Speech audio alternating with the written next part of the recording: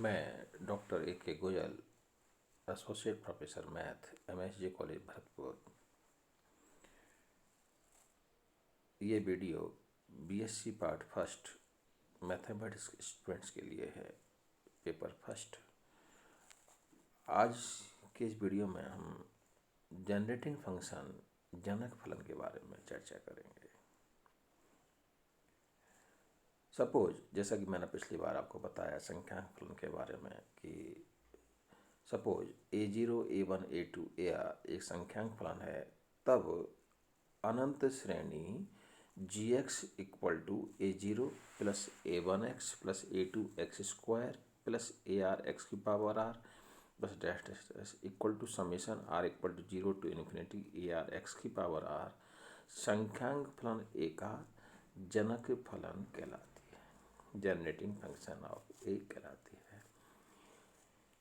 Example के तौर पर हम देखें कि 20 टू की पावर 1, टू की पावर 2, टू की पावर r, ये संख्यांक फलन AR इक्वल टू टू की power r greater than equal to 0 का जनक फलन gx equal to 20 plus two की पावर 1 x प्लस टू की power 2 x square plus two की पावर r x की पावर r, और इसको संक्षिप्त रूप से gx equal to 1/1 minus 2x है।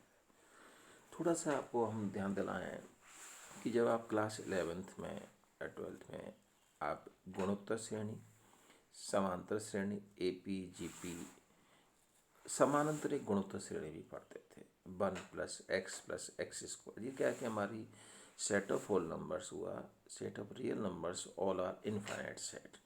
तो ये gx में हमने जो लिखा है A0 plus A1x plus A2x square plus ARx power r plus dash dash, तो this is a sum of infinite. gx क्या है? Sum of infinite terms, sum of infinite sum. तो कहने का मतलब ये हुआ कि जो हमारे समांतर गुणोत्तर श्रेणी जो थी, उसी तरह से ये आपकी 1 plus x square plus x cube, इसका सम था, आपको मालूम है कि 1/1 माइनस एक्स कहते हैं। सीधे सीधे 1 प्लस एक्स, 1 माइनस एक्स की पावर -1 इक्वल टू कह देते हैं आप 1 plus x square plus x cube plus x4 dash dash. 1 plus x की पावर -1, इसमें टर्म ऑल्टरनेट हो जाती थी, 1 minus x plus x square. ऐसे ही आप 1 प्लस एक्स की पावर -2 करते थे, तो 1 minus 2x plus 3x square minus 4x। 1 minus x की पावर -2, सारे टर्म्स पॉजिटिव हो जाती थी। 1 प्लस एक्स की power -3, 1 minus 3x plus 6x square plus 4। कहने का मतलब ये है कि आपने यदि वहाँ पर इस तरह से आपको थोड़ा सा आप याद करके चलें, उधर से उन सीरीज का जो मैंने आपको अभी सम बताया है, किताब आपके पास होगी, तो समानांतरी गुणोत्तर श्रेणी जो आपने पहले पूर्व में आपने पढ़ी हुई है, उसका इस चैप्टर के अंदर विशेष रोल है। समानांतरी गुणोत्तर जो हम सम निकालते थे, कुछ सम हमको याद भी रखने होंगे।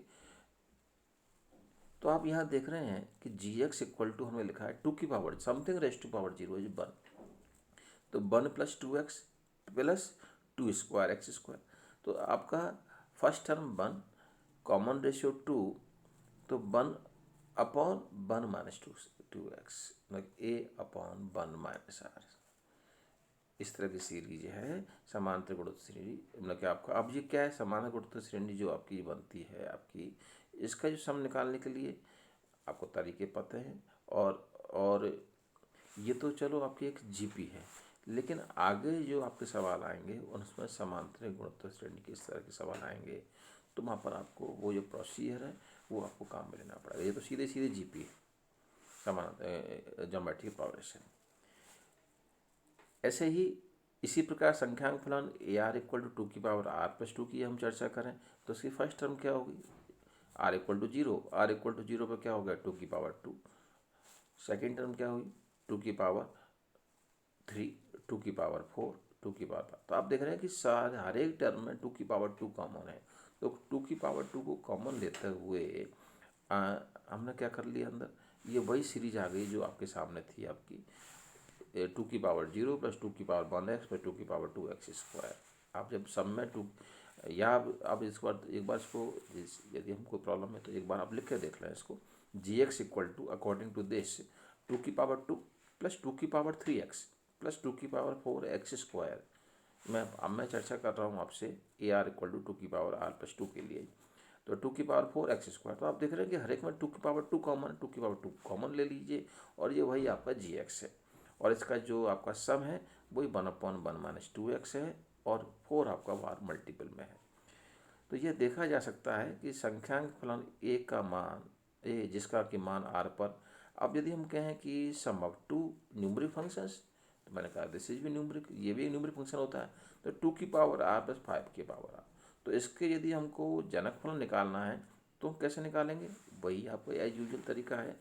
इसको हमने वहाँ पर सी आर माना था, तो टू की पावर 0 प्लस 5 की पावर 0 प्लस टू की पावर 1 प्लस 5 की पावर 1x प्लस टू की पावर 2 प्लस 5 की पावर 2x स्क्वायर। इस तरह से हमने इसको लिख लिया और ब्रेकआउट किया, और ब्रेकआउट करके और हमने इंडिपेंडेंटली इनका सम निकाल लिया। gx equal to 1/1 minus 2x plus 1/1 minus 5x। जनक फलन यहाँ जो हम स्टडी कर रहे हैं ये बहुत ही आगे के लिए, आगे आगे अब हमारी हायर क्लासेज में बहुत ही इम्पोर्टेंट टॉपिक है। हम मैथमेटिक्स में अगर हमको आगे पीजी करना है एमएससी, तो ये इस चैप्टर को आप लाइटली ले लें। जबकि जनक फलन अब इसका थोड़ा सा उल्टा लेकर के चला है। अभी तक हमने चर्चा की कि हमें न्यूमरिक फंक्शन से हमने जनक फलन कैसे बनाया, ये आपने चर्चा की। लेकिन अब हमारे सामने जनक फलन दिया हुआ है gx equal to 2 plus 2x minus x square minus 15x³ upon 1 minus 3x। ये क्लियर है कि this is function of x। इसको थोड़ा सा इसने ब्रेकआउट किया, 2x plus 5x square plus 2 upon 1 minus 3x। उसके पीछे कुछ कारण है। हमने ऊपर जो लिखा है gx equal to 1/1 minus 2x, इसको हमें इजी गोइंग हम जो हमारा gx का जो हमारा स्टैंडर्ड रूप हमने बताया उस फॉर्म में आप कन्वर्ट कर सकते हैं। 1 माइनस 2x की पावर -1 को आप a0 प्लस a1x और इसकी फॉर्म में लिख सकते हैं। लेकिन ये जो हमारे सामने है gx equal to 2 plus 2x minus x square minus 15x³ upon 1 minus 3x, इसको डायरेक्टली आप इस फॉर्म में नहीं लिख सकते। आपको लिखने में क्योंकि हमको इनफाइनाइट टर्म तक लेके जाना, इसको अनंत श्रेणी में आपको बनाना है, तो हम इसको बिना इस तरह से फॉर्म में लिखे हम नहीं कर सकते। जरा इसको अब थोड़ा सा आगे और देखें। इसको हमने लिखा है gx equal to 2x plus 5x square plus 2 upon 1 minus 3x। तो 2 अपॉन 1 माइनस 3x को हम थोड़ा सा ऐसे लिखें, 2 इंटू 1 माइनस 3x की पावर -1। इसको हम खोलें, जैसा कि मैंने आपको पूर्व में बताया कि 1 माइनस एक्स की power -1 equal to 1 plus x square plus x³। तो ये हमारा हो गया 2 इंटू 1 प्लस 3x का होल स्क्वायर प्लस 3x का होल क्यूब प्लस 3x का होल 4 प्लस 3x की power r plus dash dash dash dash. 2 के साथ मल्टीपल में है, तो 2 के साथ मल्टीपल में कौन है, केवल 1 है। इसका यदि हम जो ऊपर हमने gx जो सीरीज आपकी लिखी है a0 प्लस a1, उससे यदि हम कंपेयर करते हैं तो हमारा a0 हमारा जब a0 का मतलब क्या हुआ, जब r इक्वल टू 0 है, ar where r equal to 0, तो हमारा a0 क्या आएगा, जब कंपेयर करेंगे तो 2 आएगा। a1 क्या आएगा, a1 it is a multiple of x, तो x का गुणांक क्या है इसमें देखें आप 2x, और जो 2 का जो मल्टीपल है उसमें क्या आ रहा है 2 इंटू 1 प्लस 3x, मतलब कि हमारा 3x और साथ में आ रहा है।